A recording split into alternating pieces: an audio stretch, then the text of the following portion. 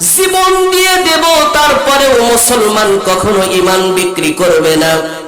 জীবন দিয়ে দেব। তুমি কি জানো না আমি সেই নবীর উম্মত, সেই নবীর উম্মত যে নাকি যাকে আরব বিশ্বের নেতা সবচাইতে বড় চেয়ার আর সবচাইতে বড় ক্ষমতা সব কিছু দেওয়ার পরেও তিনি বলেছিলেন আমার এক হাতে সূর্য আর এক হাতে চন্দ্র যদি এনে দাও তবুও ঈমান থেকে কালিমার দাওয়াত থেকে কিঞ্চিত পরিমাণ পিছপা হব না। বিপ্লব মানে জীবন দেয়া বসে থাকা নয়, সে কোনদিন আসবে না রে করো যদি ভয়। ঠিক কিনা?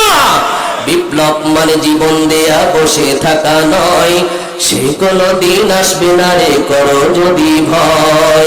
আসবে বিজয় রক্ত আর জীবনের বিনিময়। ঠিক কিনা মুসলমান? মুসলমান কখনো জীবন দিতে ভয় পায় না। তার জ্বলন্ত প্রমাণ রংপুরের আবু সাঈদ জীবন দিয়ে এদেশকে স্বাধীন করেছে। ঠিক কিনা মুসলমান? বিপ্লব মানে জীবন দেয়া বসে থাকা নয়, সে কোনদিন আসবে না রে করো যদি ভয়। লড়াইয়ের ওই ময়দানেতে যেতে যখন মেইন ফটকে গিয়ে দাঁড়িয়ে গেছে, বাচ্চা তখন ভিতর থেকে বলতেছে আরে কি হয়েছে, কি হয়েছে?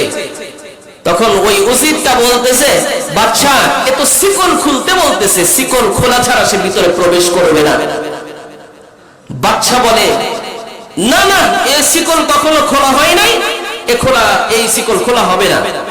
দানিয়াল আলাইহিস সালাতু ওয়াস সালাম বলেন যে তাইলে আপনার স্বপ্ন আপনিই বলেন, তাবিরও আপনিই করেন, আমি চললাম।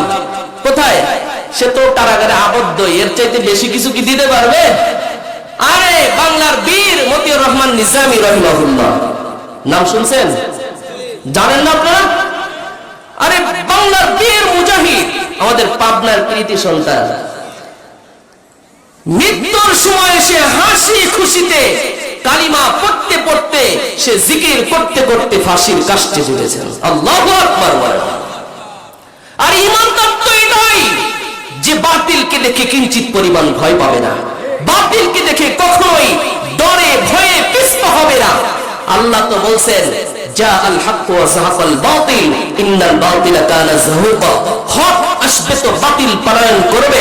হক এসেছে, মুসা ফিরআউন পলায়ন করেছে, লোহিত সাগরে তাকে ডুবিয়ে মেরেছেন, তার নমুনা মিশরের মধ্যে এখনো জাদুঘরের মধ্যে রেখে দিয়েছেন। হকের আওয়াজ নিয়ে ইব্রাহিম খলিলুল্লাহ এসেছেন, নমরুদ পলায়ন করেছে। হকের আওয়াজ নিয়ে মুহাম্মদুর রাসূলুল্লাহ এসেছে, আবু লাহাব, আবু জাহাল, উতবা, শাইবা সকলেই ধূলিসাৎ হয়ে গিয়েছে। হকের আওয়াজ নিয়ে ফিলিস্তিনের মুসলমানরা, হকের আওয়াজ নিয়ে ইসরায়েলের বিপক্ষে ফিলিস্তিনের মুসলমানরা অবস্থান নিয়েছে। হতে পারে অচিরেই সংবাদ শুনবেন সিরিয়ার মতো, সিরিয়াতে যেরকম পলায়ন করেছে বাশার আল আসাদ, শোনেন নাই? বাশার আল আসাদ যেরকম পলায়ন করেছে, হকের বিজয় হয়েছে। অচিরেই শুনবেন যে সিরিয়ার নেতানিয়াহু পলায়ন করবে। ঠিক কেন মুসলমান? ও মুসলমান ইমানদার, হযরত দানিয়েল বলে তাহলে স্বপ্ন আপনিই বলেন, স্বপ্নের তাবির আপনিই করেন, আমি চললাম। বাদশা বলে দাঁড়াও দাঁড়াও দাঁড়াও, আরে ও গেলে আপনার আমার স্বপ্ন বলবে কে? কোন শিকল খুলে দাও। আল্লাহু আকবার বলেন। হকের বিজয় হয়ে গেছে। আল্লাহু আকবার বলেন। হযরত দানিয়েল আলাইহিস সালাতু ওয়াস সালাম সিনা টান করে বাহাদুরের মতো ভিতরে ঢুকে গিয়েছেন, বীর মুজাহিদের মতো। তখন বাদশা বলে স্বপ্ন এবং স্বপ্নের তাবির পরে শুনুনি, আগে বলো শিকল খুললা কেন? যে স্বৈরাচার শাসক, যে জালিম বাদশা, তার কাজই হলো ইমানদারদের একটু কিছু দেখলেই শুরু হয়ে যায়। যেরকম আমাদের বাংলাদেশের মধ্যে যেরকম ওলামায়ে কেরামের পকেটে মিসওয়াক দেখেই তারা কামানের ভয় পায়। ঠিক বললাম না? ঠিক বললাম? তো হযরত দানিয়েল আলাইহিস সালাতু ওয়াস সালামকে বলতেছে আগে বলো স্বপ্ন তাবির পরে শুনবনি, আগে বলো শিকল কেন খুললাম? বড় হাকিমানা আন্দাজে জবাব দিচ্ছেন হযরত দানিয়েল আলাইহিস সালাতু ওয়াস সালাম। তিনি বলেন বাদশা শিকল যদি না খুলি আপনারও লস আমারও লস। কি লস? যে শিকল যদি না খুলি তাহলে ওদিকে না তাকাই, আমরা এদিকে তাকাই। শিকল যদি না খুলি তাহলে যে মালিকের নূর নিয়ে নূরে নূরান্বিত হয়ে আলোয় আলোকিত হয়ে আমি স্বপ্ন বলবো, সে মালিক আমার থেকে সেই নূর ছিনিয়ে নিবে। আর আমার নূর যদি ছিনিয়ে নেয় তাহলে আপনার স্বপ্ন আমি বলতে পারবো না, আপনি স্বপ্ন শুনতে পারবেন না, আপনার লস। আর আমার মালিক নারাজ হইয়া আমার নবুয়তি ছিনিয়ে নিবে, এটা আমার লস। তাহলে শিকল খুলে আমারও লাভ হইল, আপনারও লাভ হইল। আল্লাহু আকবার বলেন, আল্লাহু আকবার। মুসলমান ভাইরানি আমার কথাগুলো দিল দিয়ে বুঝবেন। হযরতে দানিয়াল আলাইহিস সালাতু ওয়াস সালাম তিনি স্বপ্ন বলবেন আর তাবির করবেন। জালিম বাদশা, আমরা বলেছি শুরুতেই বলেছি, জালিম বাদশা সারা পৃথিবীর বাদশা। সারা পৃথিবীর জালিম বাদশা ছিল কয়জন? দুইজন। কয়জন? জালিম বাদশা ছিল দুইজন, আর ইমানদার ছিল দুইজন। ইমানদারদের মধ্যে, জালিমের মধ্যে এক নাম্বার হলো নমরুদ। এই যে জালিম বাদশা, এই জালিম বাদশা হযরতে ইব্রাহিম আলাইহিস সালাতু ওয়াস সালাম নমরুদকে প্রশ্ন করলো, নমরুদ আল্লাহ পাক রব্বুল আলামিনকে মেনে নাও, রবকে মেনে নাও, খোদাকে মেনে নাও। নমরুদ বলে আমি তো রব, আমি তো খোদা। হযরত ইব্রাহিম আলাইহিস সালাতু ওয়াস সালাম বলেন, আলাম তারা ইলাল্লাযী হাজ্জা ইব্রাহিম ফি রাব্বিহি আন আতাহুল্লাহুল মুলক। ও বাদশা নমরুদ, যদি তুমি বাদশা, তুমি যদি খোদা হয়ে থাকো তাহলে আমার খোদার সিফত হলো সূরাতুল বাকারার 258 নম্বর আয়াতে কারিমার মধ্যে আল্লাহ পাক রব্বুল আলামিন রাসূলকে জানিয়ে দেন, আলাম তারা, ওগো নবীজি আপনি কি দেখেন নাই যে ইব্রাহিম আলাইহিস সালাতু ওয়াস সালাম নমরুদকে কি প্রশ্ন করেছিলেন? নমরুদকে বলেছিলেন, ইযা ক্বালা ইব্রাহিম রাব্বিয়াল্লাযী ইহয়ী ওয়া ইউমীত। ও নমরুদ, আপনি বলেন যে আল্লাহর সিফত হলো মৃত্যু দিবে এবং হায়াত দিবে, মওত দিবে এবং হায়াত দিবে। এই হায়াত এবং মওত দেওয়ার মালিক একমাত্র আল্লাহ। এর জন্য হযরতে ইব্রাহিম আলাইহিস সালাতু ওয়াস সালামের উত্তরে নমরুদ বলে, ক্বালা আনা উহয়ী ওয়া উমীত। কয়েকখানা থেকে, জেলখানা থেকে দুইজন ব্যক্তিকে নিয়ে আসে। দুইজন ব্যক্তিকে নিয়ে এসে একজনকে হত্যা করে দেয় আর একজনকে খালাস করে দেয়। নমরুদ বলে, ক্বালা আনা উহয়ী ওয়া উমীত, আমি তো আল্লাহ, একজনকে হায়াত দিলাম আর একজনকে মেরে ফেললাম। হযরত ইব্রাহিম বলেন, ক্বালা ইব্রাহিম ফা ইন্নাল্লাহ ইয়াতি বিশ-শামসি মিনাল মাশরিকি ফাতি বিহা মিনাল মাগরিব। ও নমরুদ, আমার আল্লাহর আরেকটা গুণ হলো, আরেকটা সিফত হলো, আসমানের পূর্ব দিগন্ত থেকে সূর্য উদিত করেন। তুমি যদি খোদা হয়ে থাকো তাহলে আগামী কাল পশ্চিম দিক থেকে তুমি সূর্য উঠাইবা। ফাবুহিতাল্লাযী কাফার, সে লাজবাব হয়ে গেল, কাফের হয়ে গেল। সে কিছুই বলতে পারলো না। আর পূর্ব দিগন্ত সূর্য ওঠে, পশ্চিমে কি উঠাইতে পারবে? সক্ষম কেউ পারবে? এ ক্ষমতা আছে? এ ক্ষমতা কার? একমাত্র কার?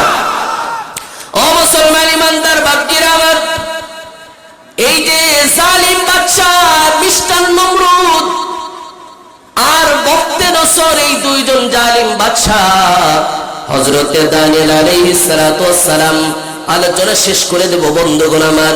হযরতে দানিয়েল আলাইহিস সালাতু ওয়াস সালাম বলে, বাদশা আপনি স্বপ্ন দেখেছেন বিশাল বড় একটা মূর্তি, যেই মূর্তির মাথাটা হলো আসমানে আর পা দুইটা জমিনে।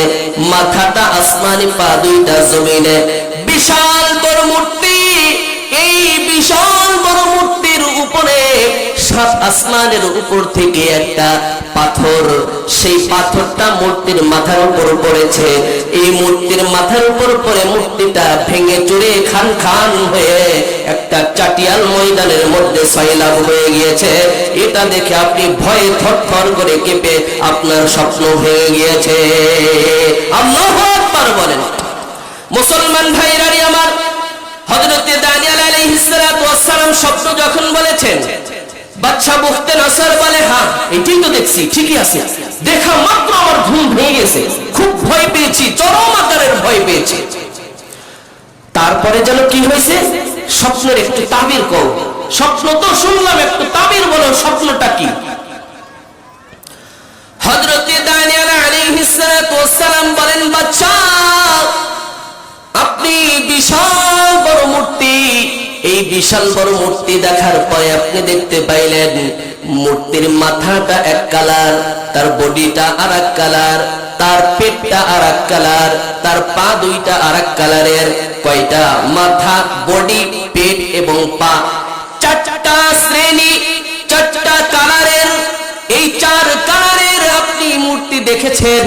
আপনি মাথাটা দেখেছেন হলো স্বর্ণের মাথা, মাথাটা হলো স্বর্ণ দ্বারা বানানো, আর তার বডিটা হইল বডি হলো রূপার দ্বারা তৈরি, আর পেট হলো তার পিতলের তৈরি, আর পা দুইটা লোহা দ্বারা তৈরি। মাথাটা হলো স্বর্ণের, বডিটা হলো রূপার, আর পেট হইল পেতলের, আর পা দুইটা হইল লোহার। এই স্বপ্নটা আপনি দেখেছেন বাদশা। বাদশা বলে, এবার তাবির করো। হযরতে দানিয়েল আলাইহিস সালাতু ওয়াস সালাম বলে, বাদশা আপনি যখন দেখলেন সাত আসমানের উপর থেকে এরকম পাথরটা পড়লো, এটা আর কিছু না, এটা হলো মুহাম্মাদুর রাসূলুল্লাহ সাল্লাল্লাহু আলাইহি ওয়াসাল্লামের খতমে নবুয়তের সিলমোহর। এই খতমে নবুয়তের সিলমোহরটা মুহাম্মাদের এই পাথরটা মাথার উপরে, মূর্তির মাথার উপরে পড়ে সারা পৃথিবীর শিরকিয়াত, সারা পৃথিবীর কুফরিয়াত, সমস্ত মূর্তি তছনছ করে দেওয়ার জন্য বিশ্বনবী পৃথিবীর বুকে আবির্ভূত হইবেন, এটা আপনি দেখেছেন। হযরতে দানিয়েল আলাইহিস সালাম বলে, বাদশা দেখলেন সারা চাটিয়াল ময়দানের মধ্যে মূর্তিটা এরকম ভেঙে চুরে খানখান হয়ে ছড়িয়ে পড়েছে। বাদশা জানেননি, আপনি দেখতেছিলেন যে এটা এক একটা জায়গা থেকে এক এক রকমের আলো চমকাইতেছে। আপনি কি জানেন এই যে আলো চমকাইতেছে দেখতেছেন, এই আলোর মধ্য থেকে হলো উম্মতি মুহাম্মাদীদের মাদ্রাসার মধ্যে কোরআনুল কারীমের তেলাওয়াত হয়। এই মাদ্রাসার নূরগুলো মূর্তির মধ্যে চমকাইতেছে, এটা বুঝাইতেছে মুহাম্মাদুর রাসূলুল্লাহ বিশ্ব নবীজি যখন পৃথিবীর থেকে বিদায় নেবে, সারা পৃথিবীর বুকে মুহাম্মাদের পাক্কা মুমিন আর ওয়ারিস গুলো থাকবে। কিয়ামত পর্যন্ত যত শিরিক বিদআত আর যত কুফরিয়াত, তাদের বিরুদ্ধে তারা মোকাবেলা করবে। বাতিলের বিরুদ্ধে, তাগুতের বিরুদ্ধে তারা সব সময় মোকাবেলা করবে, তবু ঈমান বিক্রি করবে না। ঠিক কি না? ও মুসলমান, যেরকম ঈমান আব্দুল্লাহ ইবনে হুযাফা রাদিয়াল্লাহু তাআলা আনহু ঈমান বিক্রি করেন নাই। রোম সাম্রাজ্যের বাদশা তিনি বলেছেন, আব্দুল্লাহ তোমাকে রোম সাম্রাজ্যের আমার বাদশাহীর অর্ধেক বাদশাহী তোমাকে দিয়ে দেওয়া হলো, বিনিময়ে তুমি তোমার ঈমানটা বিক্রি করে দাও। আব্দুল্লাহ ইবনে হুযাফাকে বলা হলো, আব্দুল্লাহ আমার একজন সুন্দরী মেয়ে আছে, যে রোম সাম্রাজ্যের মধ্যে সবচেয়ে সুন্দর, সবচেয়ে রূপবতী, এই মেয়েকে তোমার সাথে বিবাহ দেব। তাহলে সর্বপ্রথম হলো বাদশাহীর অর্ধেক বাদশাহী দিয়ে দিবে, 2 নাম্বার হলো তার মেয়েকে বিবাহ দিবে। হযরতে আব্দুল্লাহ ইবনে হুযাফা রাদিয়াল্লাহু তাআলা আনহু বলে, বাদশা জীবন দিয়ে দেব, তারপরেও মুসলমান কখনো ঈমান বিক্রি করবে না, জীবন দিয়ে দেব। তুমি কি জানো না আমি সেই নবীর উম্মত যে নাকি যাকে আরব বিশ্বের নেতা সবচেয়ে বড় চেয়ার আর সবচেয়ে বড় ক্ষমতা সব কিছু দেওয়ার পরেও তিনি বলেছিলেন, আমার এক হাতে সূর্য আর এক হাতে চন্দ্র যদি এনে দাও, তবুও ঈমান থেকে, কালিমার দাওয়াত থেকে কিঞ্চিত পরিমাণ পিছপা হব না। বিপ্লব মানে জীবন দেয়া বসে থাকা নয়, সে কোনদিন আসবে না, করো যদি ভয়। ঠিক কিনা? বিপ্লব মানে জীবন দেয়া বসে থাকা নয়, সে কোনো দিন আসবে না রে করো যদি ভয়। আসবে বিজয় রক্ত আর জীবনের বিনিময়। ঠিক কিনা মুসলমান? মুসলমান কখনো জীবন দিতে ভয় পায় না। তার জ্বলন্ত প্রমাণ রংপুরের আবু সাঈদ জীবন দিয়ে এদেশকে স্বাধীন করেছে। ঠিক কিনা মুসলমান? বিপ্লব মানে জীবন দেয়া বসে থাকা নয়, সে কোনো দিন আসবে না রে করো যদি ভয়। লড়াইয়ের ওই ময়দানেতে যেতে তোমাকে হবে, প্রয়োজনে সব রক্তটুকু জমিনেই ফেলে দিবে। ঠিক না? লড়াইয়ের ওই ময়দানেতে যেতে তোমাকে হবে, প্রয়োজনে সব রক্তটুকু জমিনেই ঢেলে দিবে। তবুও তোমার লড়তেই হবে, মানিবে না পরাজয়। তবুও তোমার লড়তেই হবে, মানিবে না পরাজয়। বিপ্লব মানে জীবন দেয়া বসে থাকা নয়, সে কোনো দিন আসবে না রে করো যদি ভয়। বিপ্লব মানে জীবন দেয়া বসে থাকা নয়, সে কোনো দিন আসবে না রে করো যদি ভয়। কোথা থেকে কোন ভিনদেশী শকুন আমার দেশে এসে সবার নামে সেবার নামে বসছে ওরা মীর জাফরের বেশে। ঠিক না? কোথা থেকে কোন ভিনদেশী শকুন আমার দেশে এসে সেবার নামে বসছে ওরা মীর জাফরের বেশে। ওদের করতে নাস্তানাবুদ হতে হবে নির্ভয়, ওদের করতে নাস্তানাবুদ হতে হবে নির্ভয়। বিপ্লব মানে জীবন দেয়া বসে থাকা নয়, সে কোনো দিন আসবে না রে করো যদি ভয়। বিপ্লব মানে জীবন দেয়া বসে থাকা নয়, সে কোনো দিন আসবে না রে করো যদি ভয়। রাজি আছেন ইনশাআল্লাহ?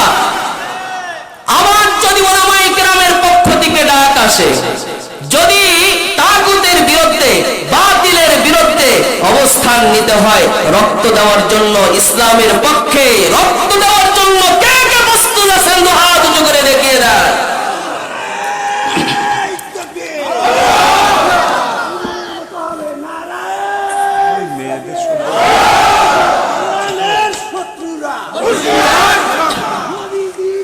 ঠিক আছে ভাই, এই যে আলোচনা হলো, দেখেন আজকের আলোচনা থেকে কি শিখলাম? যে একটা কথাই উত্তর দিয়ে দেই, যে যত বাধা বিপত্তি আসুক না কেন, সমস্ত বাধার প্রাচীর উপেক্ষা করে যদিও ফাঁসির কাষ্ঠেও জ্বলতে হয়, মুসলমান ঈমান বিক্রি করবে না। ঠিক না? এটাই আজকে আমাদের শিক্ষা। আজকের শিক্ষা হলো হারাম পথ অবলম্বন করব না, রিজিকের জন্য কার কাছে চাইব? আর ইবাদত কার ইবাদত করব? একমাত্র ইবাদত করব আল্লাহ। কোনো কিছু চাওয়ার থাকলে চাইবো আল্লাহর কাছে। আমরা ভরসা রাখবো আল্লাহর উপরে, তাওয়াক্কুল রাখবো আল্লাহর উপরে, বিশ্বাস রাখবো আল্লাহর উপরে। ঈমানি শক্তি নিয়ে মুসলমান নারায়ে তাকবীর আল্লাহু আকবারের ধ্বনি দিয়ে অগ্রসর হবে, বাতিল পালন করতে বাধ্য। তাকবীর মুসলমান।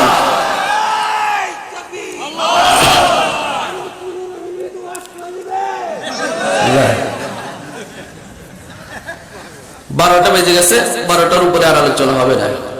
12টার উপরে আলোচনা হবে না। সারা রাত আলোচনা শুনলাম, ফজরের নামাজ পড়লাম না, হলো না। ঠিক আছে না? এর জন্য আলোচনার অনেক সময় আছে। আর বিশেষ করে আমরা বললাম, এই যে দেখেন আব্দুল্লাহ ইবনে হুযাফা রোম সাম্রাজ্যের বাদশাহী দিয়ে দিয়েছেন, তারপরেও কি করে না? ঈমান বিক্রি করে না। আমাদের সেভাবে হতে হবে, সেরকম হতে হবে। সেরকম হওয়ার জন্য রাজি আছেন ইনশাআল্লাহ? যতক্ষণ পর্যন্ত একটা হাদিস পড়ছি, হাদিসের তরজমাটা শুধু শুনাই। লা ইউমিনু আহাদুকুম হাত্তা আকুনা হাব্বা ইলাইহি মিন ওয়ালিদিহি ওয়া ওয়ালাদিহি ওয়ান নাসি আজমাইন। আল্লাহ রাসূল বলেন যে যতক্ষণ পর্যন্ত তোমার জানমাল, তোমার স্ত্রী সন্তান, তোমার পিতামাতা সমস্ত কিছু উপেক্ষা করে আমি রাসূলকে ভালো না বাসবা, ততক্ষণ পর্যন্ত পাক্কা মুমিন হইতে পারবা না। এখন আপনি প্রত্যেকেই নিজে নিজের বুকে হাত রেখে বলি যে আমার জানের চাইতে কি রাসূলকে বেশি ভালোবাসতে পারছি কিনা, তাহলে ঈমান তার প্রমাণ হয়ে যাবে। আরে ভাই আমি তো পারি নাই, আপনারা পারছেন কিনা জানি না, কিন্তু আমি পারি নাই। আমি যদি পারতাম তাহলে কাদিয়ানীদের বিরুদ্ধে আমি লড়াই করতাম। কেননা কাদিয়ানীরা আমার রাসূলকে মানে না, কাদিয়ানীরা আমার রাসূলকে বিশ্বাস করে না, কাদিয়ানীরা আমার রাসূলকে গালি দেয় আর রাসূলের ব্যঙ্গ চিত্র করে রাসূলের বিরুদ্ধে কথা। রাসূলের প্রকৃত সৈনিক আশিক হইতাম, তাহলে কাদিয়ানীদের বিরুদ্ধে আমরা অ্যাকশন নিতাম। ও কাফের হবে বিশ্ব নবীর উম্মত বলে দাবি করে, কি হবে বিশ্ব নবীর উম্মত বলে দাবি করে যদি ওই কাদিয়ানীরা নবীর চেয়ার দখল করে? ঠিক কি না? কি হবে বিশ্ব নবীর উম্মত বলে দাবি করে যদি ওই কাদিয়ানীরা নবীর চেয়ার দখল করে? নবীজির জন্য যদি রক্তের বহে নদী, নবীজির জন্য যদি রক্তের বহে নদী, তবুও হটবো না এ দাবি থেকে। কি হবে বেঁচে থেকে অযথা বিদ্যা শিখে যদি না করতে পারি শোষণবিহীন সমাজ? ঠিক কি না? মুসলমান বাংলার জমিনে ফ্যাসিবাদী সরকার এই কাদিয়ানীদেরকে অমুসলিম ঘোষণা করতে পারে নাই। আমাদের নেতা মরহুম শাহ আহমদ শফি রহিমাহুল্লাহ সে